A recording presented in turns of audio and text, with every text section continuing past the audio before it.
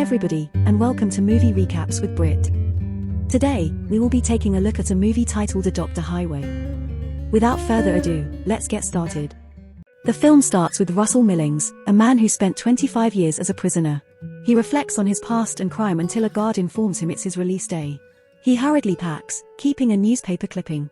After changing and paperwork, he's led out of the prison. Next, Millings secures a job at a diner and arranges a modest living space with a TV. Having been imprisoned for over 2 decades, he's unaware of modern technology like emails or the internet. His evenings are spent eating and watching TV.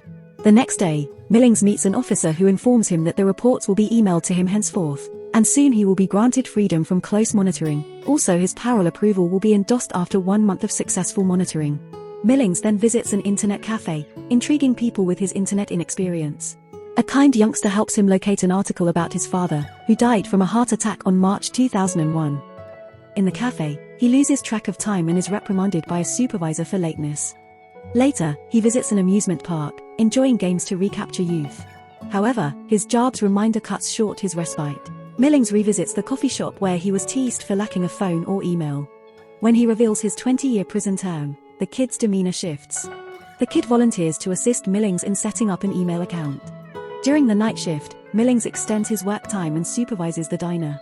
After securing other doors, the supervisor entrusts him with the key to close the diner's entrance. After that, he continues with his cleaning. While disposing of trash, he hears a baby's cry. Searching, he discovers the noise originates from a nearby dumpster. Shockingly, he finds a baby girl inside. Acting swiftly, Millings rescues her and heads to the diner. A note identifies her as Ella. Attempting to call for help, he realizes the diner's counter is closed. Left with no choice, he brings the baby to his room at home. When he lays her on his bed, she starts crying. After hours, he manages to soothe and make her sleep. He calls the police but then hangs up when they pick it. Later, police officers come after his call. Hearing the baby cry, they assume Millings is the father. They suggest a tummy massage to help her stop crying. Next morning, Ella cries, and he feeds her milk cream. He seeks bottled milk at a superstore, needing help from an employee to find infant milk. When asked if his wife breastfeeds, he answers no and departs. While returning home in a haste, Millings mistakenly dropped the groceries. Surprisingly, when he gets home, Ella is quiet. Wondering about baby legality, he researches at the internet cafe. He learns prompt reporting is advised to avoid kidnapping implications. Despite understanding, he chooses to keep Ella secretively. She arranges a beach trip for them, spending the day enjoying the scenery and walking on wet sand. Back home, Ella falls off the bed, causing minor injury. On seeing this, he comforts her.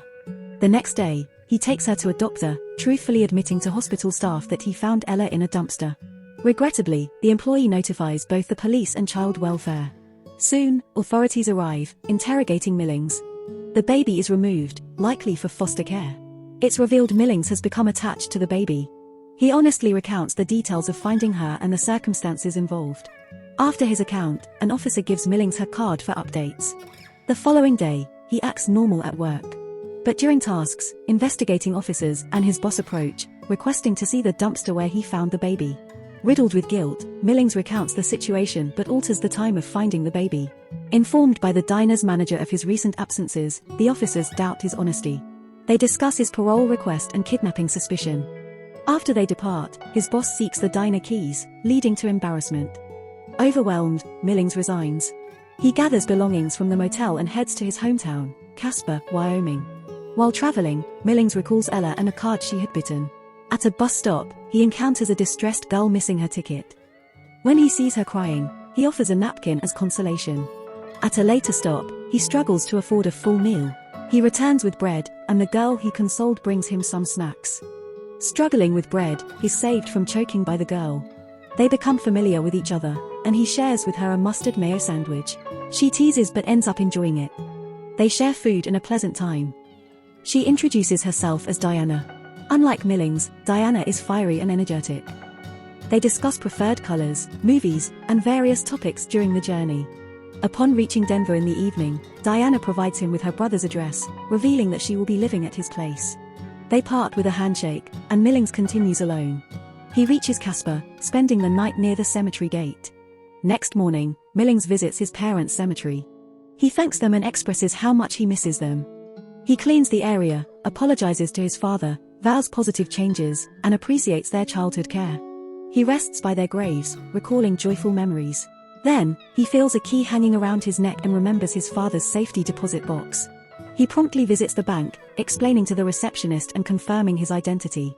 Initially doubted, they verify his relationship, before allowing him access. After this, they praise his father's status as a valued customer. An employee assists him, retrieves the box, and grants him with some privacy. Alone, he opens it to discover a touching note from his father, filled with love and admiration. His father notes a cherished stamp collection from Millings' childhood, bringing him great joy.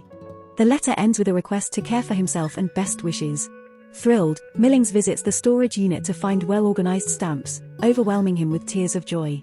After 3 months, Millings visits the foster home, aiming to meet Ella. An officer explains he can't see her now.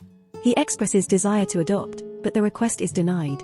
He hands an envelope for Ella's 18th birthday, containing stamp details. When asked about the reason, specifically on her 18th birthday, Millings clarifies that the envelope holds stamp-related information, and he trusts Ella to manage it as an adult. This showcases his willingness to accept her as family in due time. The film ends as Millings boards a bus, moving forward with his life. Thank you for watching our movie recap. While it may seem simple, it actually took a lot of hard work and dedication to produce. If you enjoyed the video, we kindly ask you to show your support by liking and subscribing to our channel. By doing so, you'll stay updated on our latest content and help us continue creating more in-depth analyses and critiques of the movies you love. Thank you again for your support.